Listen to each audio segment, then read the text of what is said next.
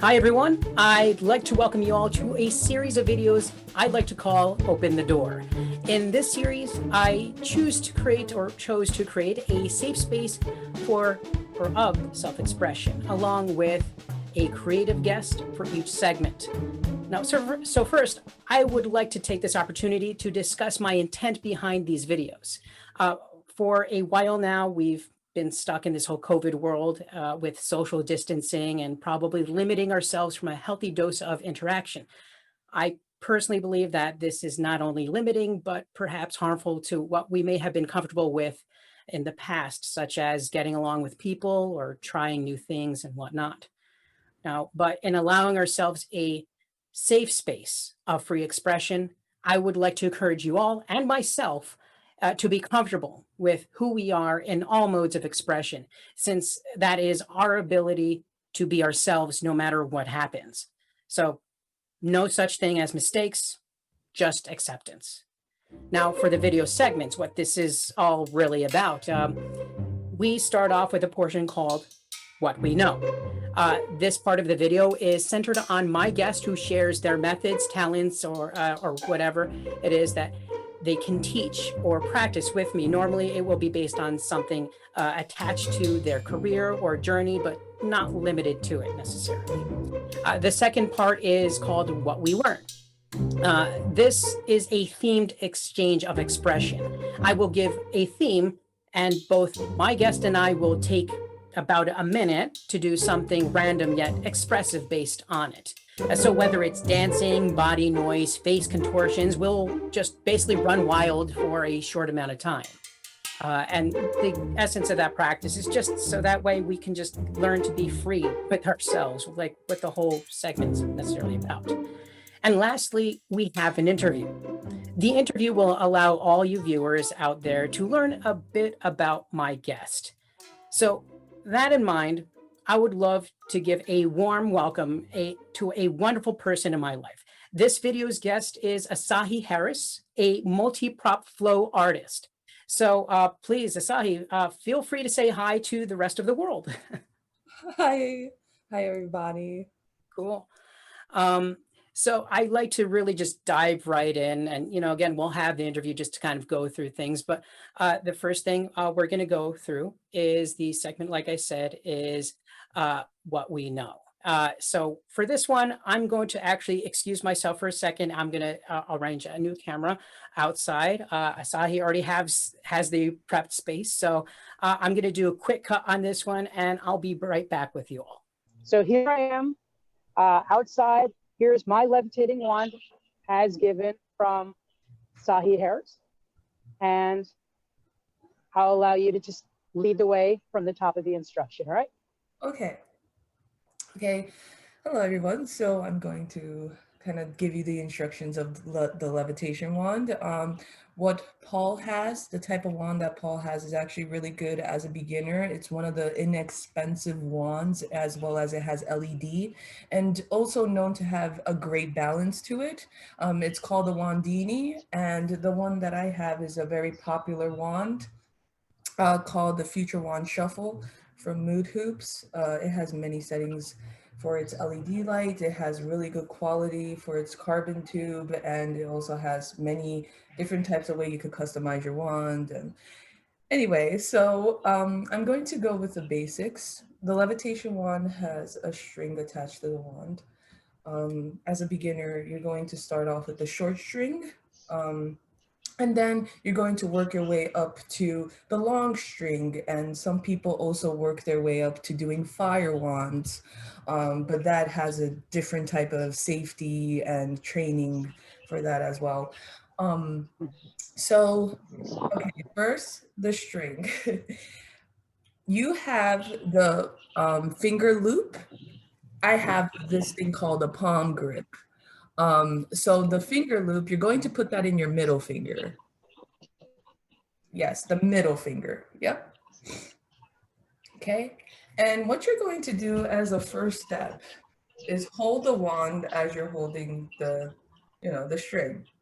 Now, what you're going to do is let go and work clockwise, like you're stirring a pot. it's going to take a few more tries because it's all about balance. And just like how Paul is trying to figure out how to. Oh, I definitely don't have balance. Okay. Yeah, it's fine. Everyone always starts off like that. And what is very, very important about the levitation wand is finding the top and the bottom of the wand. So Paul, you're going to hold the wand real quick. Okay. And let go of it. And then let go of it to see its balance. Okay. So that means since the top of your wand is staying the top, that is the top of your wand. So let's say I do this with the bottom of my wand. What will happen? It would always try to make the top go up. So that is very important. The top of the wand always have to be at the top of the wand. So let's say I'm doing like tricks and all of a sudden, oh my God, my wand like crashed and it flipped over. You always have to restart with the top of your wand. And yep, you're doing actually pretty good. Okay. Because now the top of the wand is up, right? And yes. So that's the big part of the mastery. Yes. Okay. So what the mastery is that we have to make it look seamless. You have to make it look like it's an illusion, like it's a levitating wand. And what's hard is, you know. Oh boy. I want to go fast. Is that a natural feeling, like to want to go super fast? Yeah. I just want to throw this about. It's like, go away from me. All right. Yeah. All right. Reset. Yep. Reset. And then go clockwise. Yes. Okay. You're kind of getting it. All right. It's not perfect, but then again, none of this really is, and a lot of stuff can go with practice, but this is kind of cool. Yeah. So. I mean, let's see your mastery in effect on this one too. Okay, so how you're going to do it clockwise? It's like, you know, you can do stalls without having to do the clockwise. You could all of a sudden, you know, push and bring it back. There's also many ways of going behind the back and levitating it. That some people even do tosses, like toss it. Oh, okay. But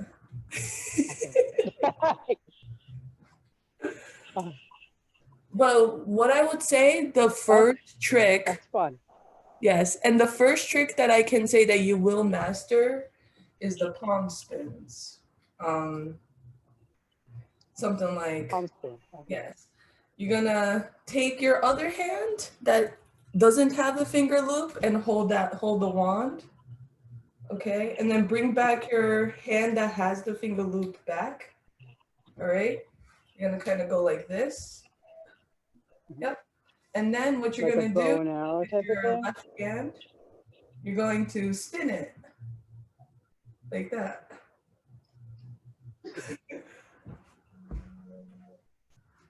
Oh, wait, so the loop should probably be between my thumb and hand, I guess? Yes. And then pretty much you're going to, spin it. It's somewhere between your, thumb and your index finger between. Like that. Okay. Yes. Until I get faster on that one. Yeah. Or We not. all start.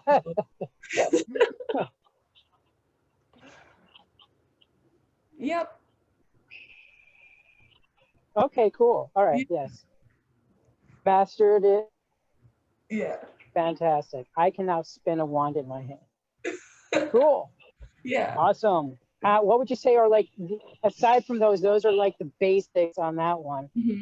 Can you show me quickly as far as like one of the most advanced things that you can do and aspire for with this? Well, the most I would say right now, I'm still kind of a intermediate beginner, but so one of the tricks are like the toss is hard because you have to let go of the string. So the toss is something like, see, hold on one sec. It's something like this. Like catching it, or sometimes teeter-totters are hard, which is kind of like doing nunchucks. Probably also leg tricks are hard too for some.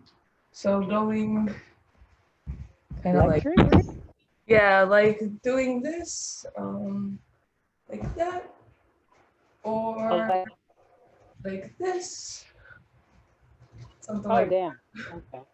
Yeah. Conveyor belts is one of the hardest too. And the thing that I think is amazing about this, like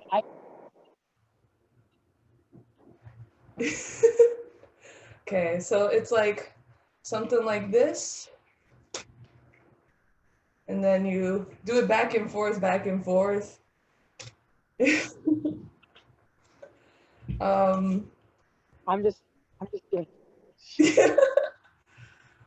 I'm just kidding, Brandon. Yeah, it's not the easiest, definitely, for a lot of people. Yeah. Yeah. Cool. But so I would say yeah. Cool. So I mean, I got relatively cheap over on Amazon, which is nice. Yes. Thank you for that instruction. I definitely feel that I can do a lot more of this. I mean, for a while, I didn't realize until seeing it that there was this string here. The way you flow with it is literally like, it flows a lot nicer, smoother without, I didn't realize that there was a string involved or how it was really involved in that one. So that's really cool. Yeah. But yeah, so anybody feel free to go check it out. As Asahi had said, I'm going to go on to our next segment. So I'm going to go. Okay, I am back. That was a little sweaty for me. And this, I mean, I know I was outside in the sun, so you couldn't really appreciate like all the colors that come with this, even the flickering lights on that one. It's really cool. But I do like this. This is pretty awesome. So I'm gonna go play around with that a lot more. Okay. Eventually. With that in mind, I would like to go to our next segment, which is what we learn. Now, this is again a themed exchange of expression, and what we learn is basically what we learn about ourselves. And sorry, my hair is just a mess. Can't do a thing with it. So I have a theme for both me and my guest. And this one in particular is hand movements with objects. Now it is, I would like to say, a free-for-all. It's going to be mayhem, but fun. Because again, the whole big essence of all of this is expressing ourselves. So I have a few objects that I can just work with. All of you at home can see about doing the same.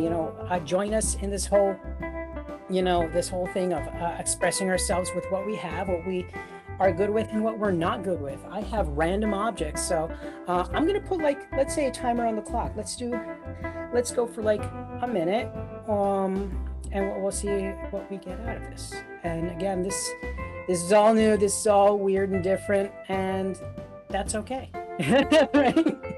Okay, so are you ready, Miss Asahi? Mm-hmm. Great, so timer on the clock. We're just gonna get whatever we want, and we'll go. Right? Okay. And let's go. Okay. So hand Asahi, folks. Oh, look at you with this hoop. You got a hoop? I could juggle this. Nunchaku.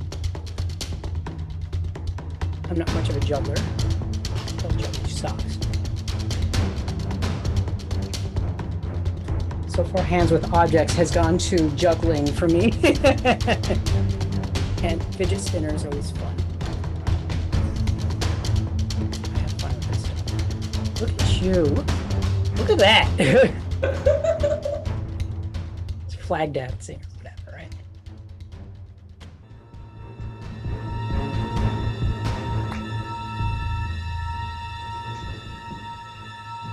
So far, it's come to just like a bunch of twirls for me. And this one is like kind of a fishing thing.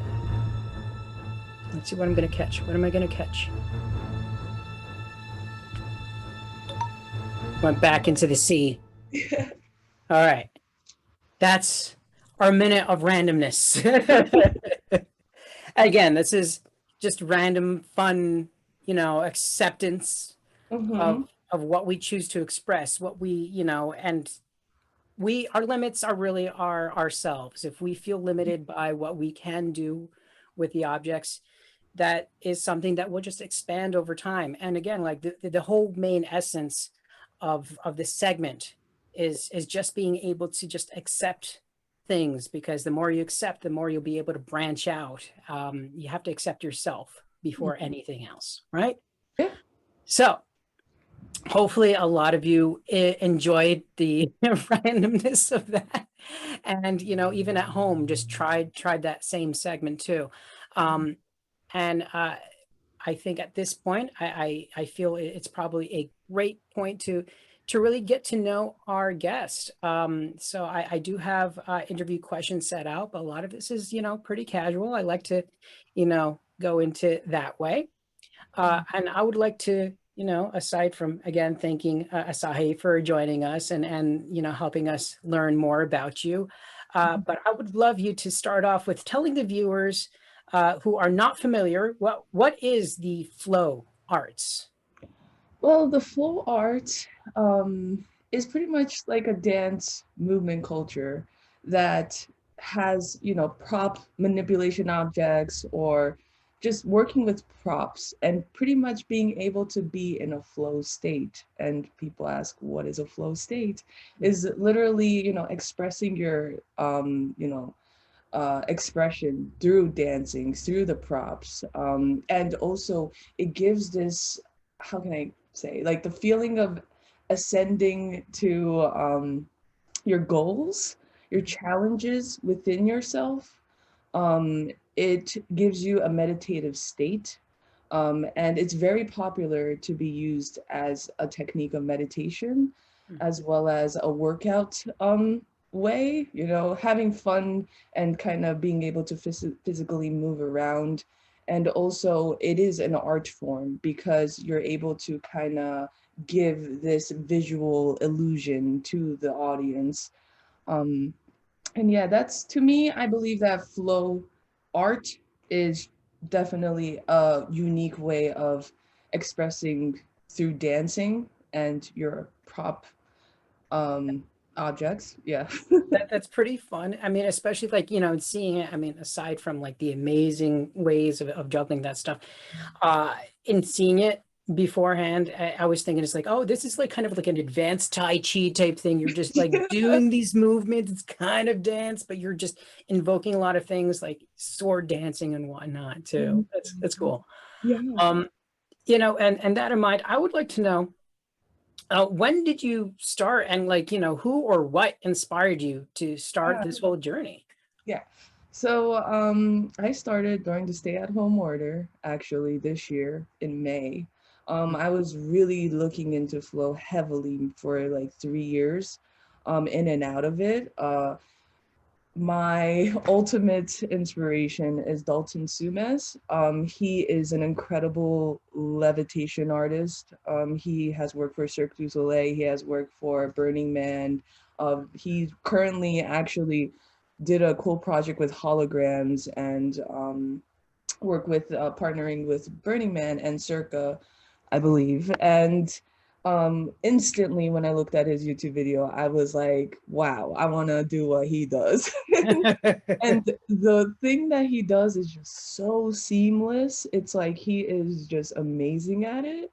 he makes it look like this is like no big deal, you know, the way he Right. does the levitation wand. And then over time, you know, when I looked at Dalton during the pandemic, I looked through Instagram with different other flow artists, and that really triggered my inspiration. I was like, okay, I want to do that. And I want to see if I can do that because I have this problem of self-doubting myself. So I felt like this was a good time to do something while I'm stuck at home, don't have school, don't have work, and I could like focus on creativity. And yeah, it all started from there. And my first wand that I got was an amazing wand, and it's not a good wand, but I was practicing it literally every single day for 3 hours from that point. Right. And like a lot of these things, like practice makes perfect. But also, you know, and the essence of everything with meditation and everything else is like perfection, you know, that's, if anything, that's a barometer that we give ourselves. But, you know, as long as you're okay with, you know, what you consider failures, and I put quotations on that because failure is what you make of it. Mm-hmm. I mean, you know, self-fulfillment is really just a self-made prophecy. But yeah, I mean, it's, and you see like the work that you've done, it really does flow, like as in the name is like a nice flow art. So that's cool. Now, are there a normal selection of props that are used for flow movement? And, you know, kind of bouncing on that is what type of props do you use? You know, I mean, you Yeah, showed. so it goes from, you know, from a hula hoop to a juggling ball to the more like props that you don't see on the market as much. The props that I have currently are the silk fan, the levitation one that we saw earlier. Right. Also, I have the hula hoop, and the dragon staff is one of my favorite props, but it's actually big, so I didn't bring it in here. I was about to say that sounds epic. I want to see it. I love the dragon staff, and this is called the silk poi. I just recently bought this. I'm a very, very beginner on it, but it, you know, gives very beautiful colors when you use the prop. And other people use you know, fire fans, juggling balls. I think it's called Boonagang. It's more of an illusion type of prop, but Mm. it's called Boonagang, and there's like two, how can I say, staffs. That is an S shape, and you make all types of cool illusional art, visual art on it. I can't really explain it, but Maybe I'll see about finding some images that I can put in here. Hopefully, we'll see. yeah, and some people use contact staffs, triads. Triads are like this triangular thing where you make shapes with your flow, and a lot of people uh, use it as a fire spinning prop. So they put fire on it, and then they make, yeah, shapes. And you know, poi is another prop that is pretty popular in the scene too. Right. Now it sounds like a lot of these things, like, you know, from the colors that we see, like can eventually escalate to like fire and all these other, let's say amazing, albeit a little dangerous types of uses on that one, which is cool. And obviously I would not advise everybody to start off with that, but it is an option apparently. So always be cautious on how you use any of these things at home, because remember, safety first. And Um, you know, there's people who fire eats, fire breathing. I'm actually doing a course for that soon, as well as fire spinning safety class, because you cannot do that on your own. It's very dangerous. You can actually die from, you know, getting yes. poisoned from, I don't know, sucking on lamp oil or whatever. It's just Oh boy, safety not first. safety first. But yeah, that's pretty much, I believe, what the props are. But you know, it expands. Some people even creates props. I have seen many flow artists that will like try out making their own new props and, you know, kind of promoting it. I also realized there's also a thing called whip, and also the rope dart. Some people do in the flow community as well. And yeah, and lightsabers too. I think that's pretty cool. People using lightsabers. Yeah. Like that lightsaber kid? No, I'm joking. The whole Darth Maul thing. All right, so Also, I want to acknowledge, I mean, you have a YouTube channel, Sunny Side Up, which I must say I truly enjoy. I checked out a lot of the content. I would also, again, like to give the opportunities, like what type of content do you normally produce thematically or just in general? Like, and what gave you a push to create this type of content? Okay. So I haven't honestly done YouTube as much as I did with my flow content. But what pushes me to do these type of content is I used to love writing journals. I used to love writing a lot. I still do. I write poetry too. But what gives me the push, I believe, is just experiences in life. I went through a lot of hardship. Well, I guess there's difference in what hardship is, but I don't know. I believe a lot of like traumatic events has really pushed me to, I don't know, just kind of like it's more of like a healing process, I Hmm. guess. It's like a healing journey. And I am finding ways to be able to express myself without feeling like I'm being judged in society. You know, I feel like over time your mind gets very distorted from the experiences that you experience with people, whether it's a phase in your life. And over time, when those experiences happen, it's like I'm in this closed box and I'm just like not really expressing myself or being myself. I don't know. Oh, sorry. um, but yeah, and I think I always find ways that really gives me a meditative state. When it comes to creativity, it definitely helps me distract and kind of give me this push of, oh, I want to create something new. I want to be able to collaborate with other people. I really like this thing. I don't know. I get very into what I am doing.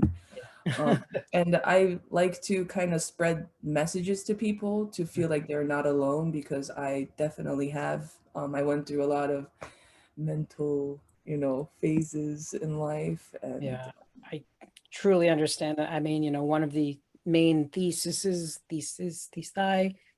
whatever. The yeah. main point of these videos is obviously to be able to express ourselves and, express myself. And, and that's also why, like, I felt that I related to this type of segment with you is because, to be able to have like this cathartic take on, life and creativity and art, so to say, which, obviously you shouldn't limit yourself to think like it has to be a form of art. It's always just a form of expression in Yeah. general. And I think that's like the most important thing overall.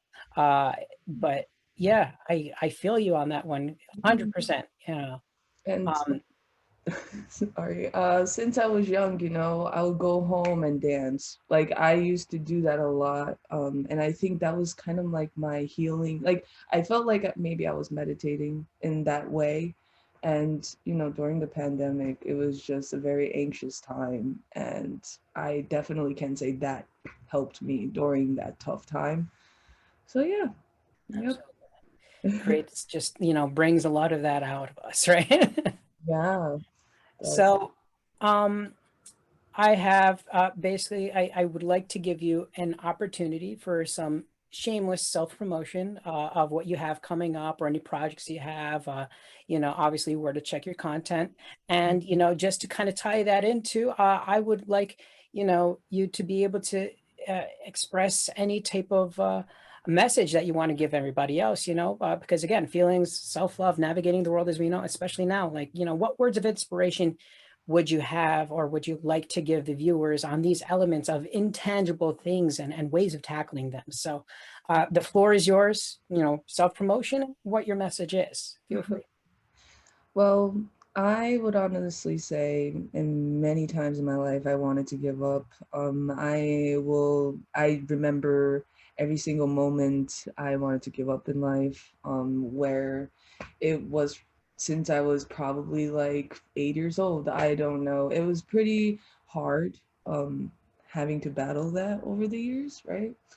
And I realized that every time in those moments it happened, that life literally made me see, don't do that. You are still not going to give up because see, if you gave up, you wouldn't have seen this part of life. And the more I see it that way, the more I'm just like, I could do anything in life. And it became also another way of thinking is, if you thought of, dying, you should just do anything you can think of that will, make you happy. And um, I believe that we can literally do anything in life. It's just that it's unfortunate that we have this blueprint in our head saying, like, we got to be a certain way, but we can actually do anything we want. It's just this perception of society that makes us not be ourselves. And the more I realize, the more you let yourself free, the more you're going to realize what happiness really is, what authenticity really is. You're going to understand what you really want over time without thinking of the small things in life. Um, but yeah, I can say that flow is just amazing. Uh, it definitely has brightened my life. The community is great. People are very kind. People are very supportive. And to see that side of the world during the pandemic, where I used to go out, see all types of people, to being stuck inside, being on the internet, seeing this type of support and strangers supporting each other, not even through flow, but even, let's say, like unemployment forums, or like, I don't know, strangers sending out food to the community. Like, it's wild to see that, the world can flip like this, where some people couldn't see this day, and you're here seeing this day, Yeah. thinking that this will never happen in the world. But this made me realize more, like, Yeah. And anything. that, yeah, that in mind, I mean, the essence of expressionism and, that sense of community, like sometimes you don't realize that, like, sometimes they really connect to each other. This ability to be able to extend and expand yourselves, beyond yourself is like, but also starting with yourself. There's really a tie into a lot of that too. But yeah, again, let's hear about what you have coming up, what projects and everything else, plug yourself. Yeah, the things that am having coming up is, currently I'm working on my own website. I'm currently talking to many potential partnerships. I hope so. And also talking to a few friends on possibly building a workshop where we are teaching people how to do certain flow props, or doing a workshop on meditation or wellness. Um, and I hope to, make some type of event in the future as well in the community. It'll be in the United States, but possibly it'll be virtual because of this COVID situation. Right.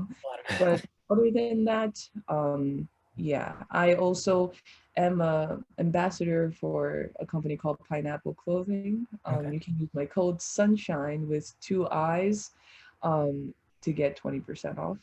And And I'll have that linked down below, just, to kind of help you with your ambassador and stuff. And of course, like, where people will be able to get more news on you. I mean, yes, you're building your website, but I guess at the time being, I'll link people over to, your YouTube page. I'll see about having like right over here. And then hopefully, as things and events and what you're creating really, picks up a lot more, especially the website, hopefully you'll have those announcements available. And, this website will house everything I would believe to, yeah, in regards to what you're doing, news, events, everything else related to you. yeah. Um, So if you like to check out my flow videos or content, it's actually on Instagram. uh, Called, yeah, sunshine.flow.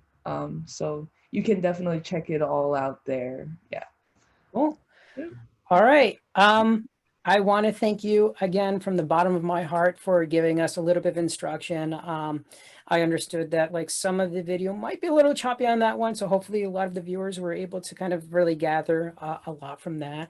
And again, taking your time, being able to be another person, and the whole mix of expression, as I'd like to say, and part of the whole family, the community that we're in doing this. I hope to be continuing more content here. But again, thank you so much for taking your time out. And I look forward to seeing more from you. All right. Okay, thank you so much, Paul. Thank you, Asahi. And thank you, everyone. And remember, stay safe, stay healthy, and feel free to express yourselves. And if you are a creative of any nature, if you have anything to share, please feel free to get in touch. Comments are welcome below. Feel free to, you know, as like they like to say, smash the like button or whatever, but more subscribers, you know, feel free to go subscribe for more content. I'm going to be doing things more regularly and hopefully you enjoy this all. So, you know, all good, positive vibes from here, from me, us to you. All right. Thank you all. Stay safe and stay well.